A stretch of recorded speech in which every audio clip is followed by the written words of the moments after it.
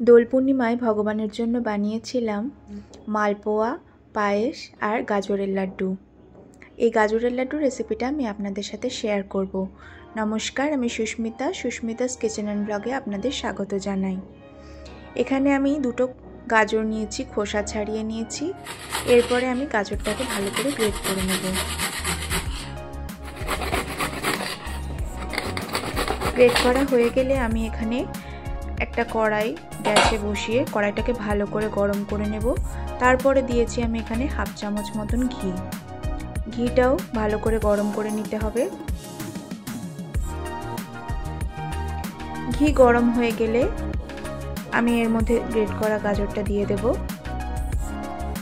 গাজরটা দিয়ে খানিকক্ষণ ভাজতে হবে যাতে গাজরের কাঁচা গন্ধটা চলে যায়।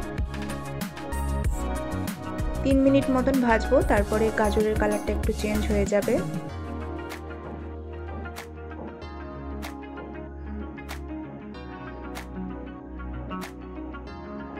এরপর আমি এখানে দেব 1 বাটি মতন দুধ।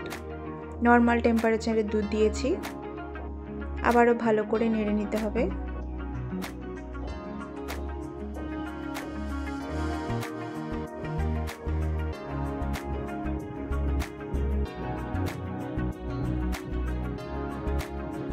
তারপরে 2 মিনিটের জন্য ঢাকনা দিয়ে রাখতে হবে।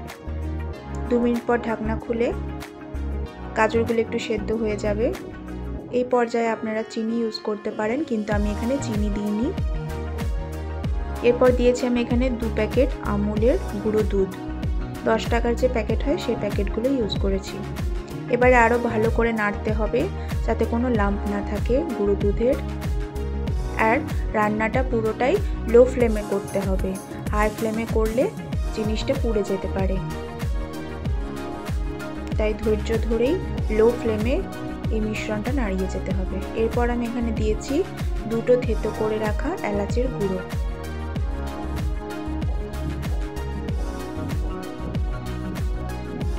ভালো করে নেড়ে নেব।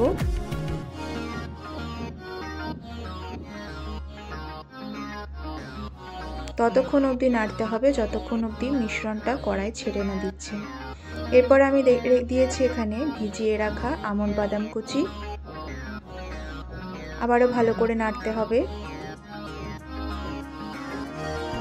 আমি এখানে চিনিটা ইউজ করিনি, চিনি ছাড়াই বানিয়েছি। আপনারা চাইলে চিনি দিয়েও বানাতে পারেন, কিন্তু গাজর আর দুধের যে মিষ্টতা থাকে সেটাতে চিনি না দিলেও ভালোই লাগে খেতে। আবার আমি হাফ চামচ ঘি দিচ্ছি। দেখুন কড়াই থেকে কিন্তু মিশ্রণটা ছেড়ে আসছে। বুঝতে হবে আমাদের মিশ্রণটা প্রায় রেডি হয়ে গেছে। আরও কিছুক্ষণ নাড়িয়ে নেব।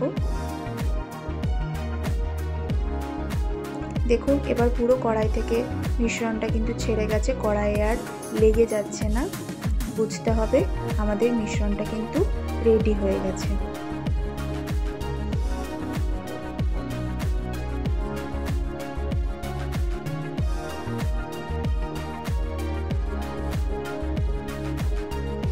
মিশ্রণ রেডি হয়ে গেছে।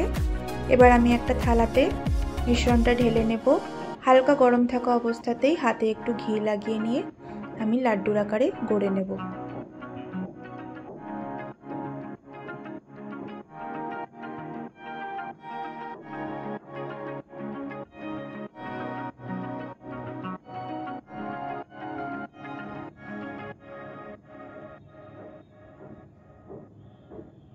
লাড্ডুগুলো করা হয়ে গেছে। এরপর আমি একটু সাজিয়ে নিচ্ছি।